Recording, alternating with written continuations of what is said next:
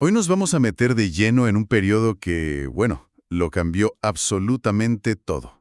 La Guerra Fría. Tenemos aquí varios textos educativos muy completos y el objetivo es desentrañar cómo esa rivalidad entre Estados Unidos y la Unión Soviética moldeó el mundo en el que vivimos. Sí, es un tema enorme. Y lo primero que hay que entender, creo yo, es que el término Guerra Fría puede engañar. ¿En qué sentido?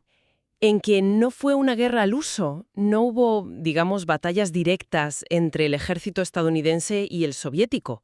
Era más una tensión constante, una lucha por ver quién dominaba el mundo, pero que se libraba en otros campos. En la diplomacia, la propaganda. Exacto. La ideología, la economía, la cultura y, por supuesto, la tecnología y las carreras armamentística y espacial. Fue una guerra sin enfrentamiento directo entre los dos grandes, pero con conflictos muy calientes en otros lugares. Y todo empieza justo al terminar la Segunda Guerra Mundial. Pasan de ser aliados contra Hitler a enemigos acérrimos casi de la noche a la mañana. Los textos apuntan a varios puntos clave. La bomba atómica, la ONU, Europa del Este. Pero hubo una chispa, un momento concreto que lo iniciara todo. Más que una chispa, fue como una hoguera que se aviva poco a poco. La desconfianza ya venía de antes. Piensa en el escenario de 1945. Europa destruida. Exacto, un vacío de poder tremendo. Y tienes a dos superpotencias emergentes con modelos opuestos. Estados Unidos, con su economía intacta y la bomba atómica, y la Unión Soviética, con un ejército que ocupaba media Europa. Y ambos querían expandir su modelo. Claro, se veían mutuamente como una amenaza existencial. Así que cuando Churchill habla del telón de hierro, en realidad no está declarando nada nuevo. Solo está poniendo nombre a algo que ya estaba pasando. Justo eso. Estaba describiendo una división que, de facto, ya era una realidad en el continente. Entiendo. Es la consolidación de un mundo bipolar. Y las consecuencias de esa división fueron inmediatas y, bueno, brutales. Efectivamente, se crea esa mentalidad de o con nosotros o contra nosotros. Pero, curiosamente, esto también tuvo un efecto inesperado. ¿Cuál? Aceleró la descolonización. Las viejas potencias europeas estaban por los suelos, sin fuerza para mantener sus imperios. Y tanto Moscú como Washington vieron la oportunidad de atraer a los nuevos países a su bando. Eso es. El viejo orden se vino abajo y se montó un tablero de ajedrez completamente nuevo. Un tablero con una pieza que daba pánico. El arsenal nuclear. Los datos que aparecen en las fuentes son... es que son para no dormir. Es que la escala es demencial. La bomba de Hiroshima, que ya es el horror, tenía una potencia de 20 toneladas de TNT. Pero es que menos de 10 años después, En 1954, ya estaban probando bombas termonucleares con una potencia de 20 millones de toneladas de TNT. es una cifra que no se pueden imaginar. Es que no. Y de ahí nace un concepto clave para entender la época. La destrucción mutua asegurada. O MAD, en inglés, que significa loco. Y era una lógica loca. La idea de que, como puedo destruirte, no me atacarás. Una paz basada en el terror. Sí.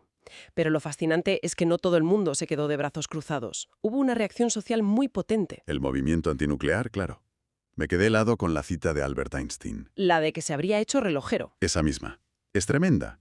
Imagina la carga de un genio que ven que se ha convertido su trabajo. Totalmente. Él, Bertrand Russell y muchos otros intentaron alertar al mundo.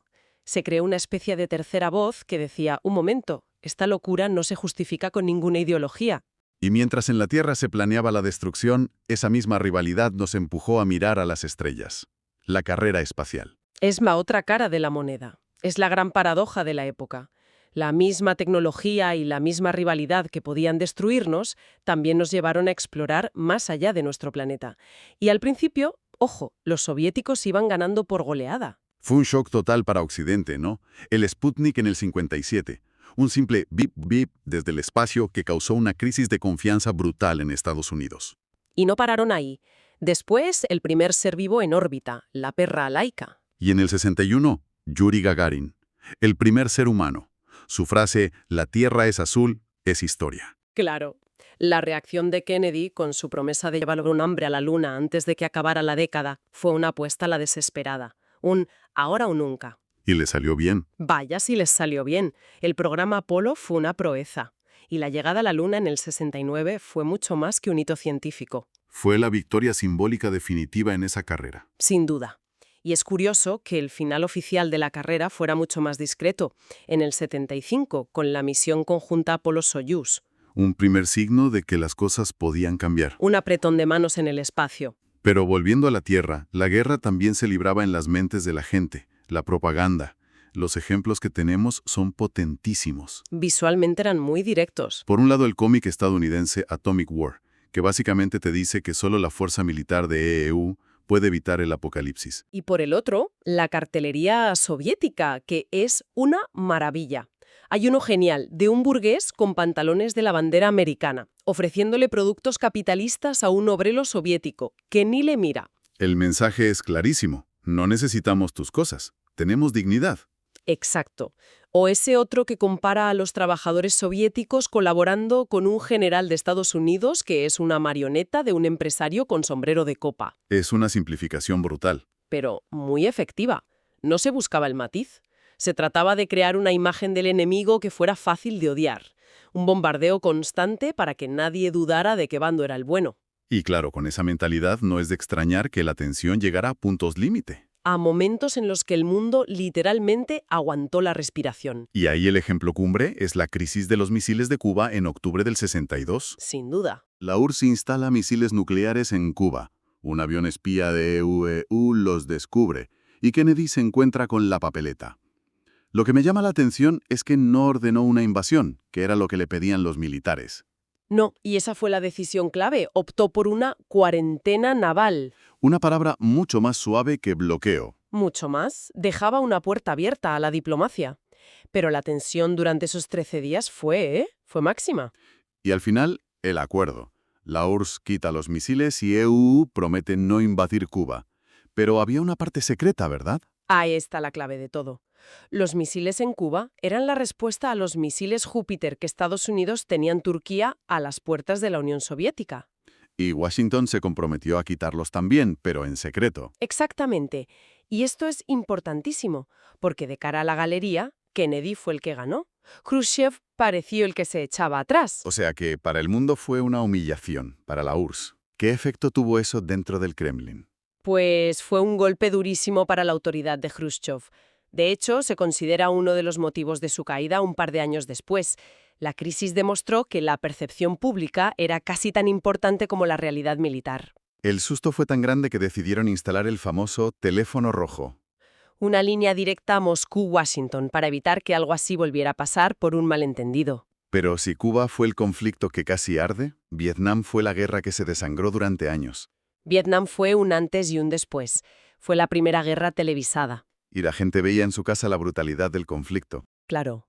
Veían las bajas, la quema de aldeas con napalm. Eso generó un movimiento pacifista enorme dentro de Estados Unidos. Gente como Mohamed Ali negándose a ir. La guerra demostró que una superpotencia podía ser derrotada. Dejó una herida muy profunda en la sociedad estadounidense. Profundísima. Y demostró los límites de la fuerza militar. Y me pregunto, ¿toda esta lucha global cómo afectó a una zona que EU siempre ha considerado su patio trasero?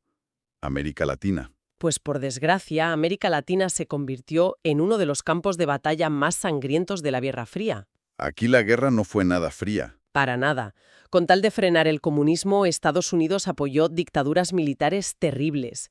El golpe de Pinochet en Chile en el 73, las juntas militares en Argentina. Y mientras, la URSS y Cuba apoyaban a las guerrillas de izquierda. En Nicaragua, El Salvador, Guatemala, la población civil quedó atrapada en medio de una lucha que no era la suya. Los textos mencionan violaciones de derechos humanos espeluznantes. En Argentina, el terrorismo de Estado con 30.000 desaparecidos. O el caso de Guatemala, en el 54, que es paradigmático. La CIA interviene directamente para derrocar a un gobierno democrático, el de Jacobo Arbenz. ¿Y por qué? Porque su reforma agraria afectaba los intereses de una gran empresa frutera estadounidense. Así de simple y así de trágico. Derrocan a un gobierno reformista y lo que viene después son décadas de guerra civil y genocidio. En la región pagó un precio altísimo. Para millones de personas, en lo que se llamó el Tercer Mundo, la Guerra Fría fue de todo menos fría. Lo que nos lleva a la gran pregunta. ¿Cómo se vino abajo todo? ¿Cómo cayó uno de esos dos gigantes? Pues fundamentalmente por la economía. La economía soviética, tan centralizada, era muy poco eficiente. Podía fabricar tanques y cohetes espaciales, pero no podía dar a su gente bienes de consumo básicos de calidad. Y no pudo aguantar el ritmo de la carrera armamentista. Exacto, sobre todo en los años 80. El programa de Reagan, la llamada Guerra de las Galaxias, fue la puntilla.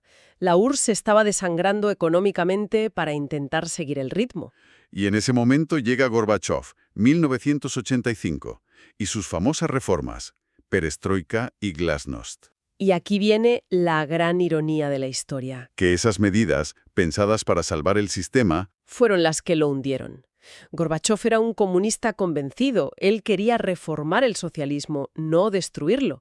La perestroika era la reestructuración económica y la glasnost, la transparencia. y al abrir una pequeña ventana para que entrara algo de aire, Entró un huracán. Por primera vez en décadas, la gente pudo criticar al régimen abiertamente. Se habló de la corrupción, de Chernóbil, de los crímenes de Stalin. Se abrió la caja de Pandora y el descontento acumulado fue imparable. el efecto dominó. En el 89 cae el muro de Berlín, el gran símbolo. Y a partir de ahí, todo el bloque del Este se desmorona en cuestión de meses. 2 años después, en diciembre del 91, la propia Unión Soviética deja de existir. Y se empieza a hablar de un nuevo orden mundial, con EUU como única superpotencia. Pero ese nuevo orden no trajo la paz universal que algunos esperaban, ni mucho menos. ¿Por qué? Porque la estructura bipolar, con todos sus defectos, actuaba como una especie de tapa sobre muchos conflictos étnicos y nacionalistas. Al levantar la tapa de golpe, todo eso explotó. Y vimos la guerra de Yugoslavia, el genocidio de Ruanda.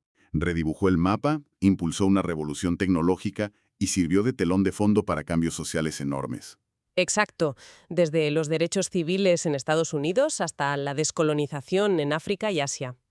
Y nos deja con una reflexión final, una pregunta un poco incómoda. A ver, La estructura de la Guerra Fría, con la amenaza nuclear siempre presente, imponía una especie de orden. Había unas reglas del juego, aunque fueran terriblemente peligrosas, y la pregunta que queda en el aire es, ¿la desaparición de ese orden bipolar, que celebramos como una victoria, nos ha llevado a un mundo más seguro? o simplemente hemos cambiado una gran amenaza, que era predecible, por un montón de conflictos más pequeños y mucho más difíciles de controlar.